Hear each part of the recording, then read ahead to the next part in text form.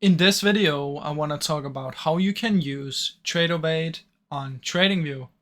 Now this is super simple, guys. Just open up the super charts, and once you're inside of here, what you need to do is you need to come down here and press on trading panel.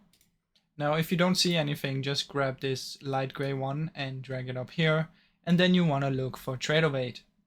If you don't see it right here, just click on all brokers and just keep looking until you find Tradovate.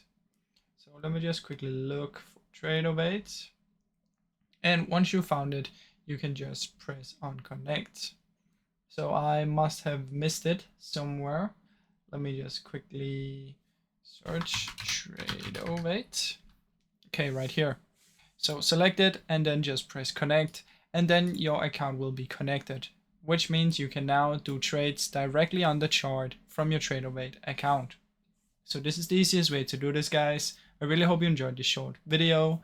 If you did, please leave a like and subscribe, as it helps me out a ton. Thank you so much for watching.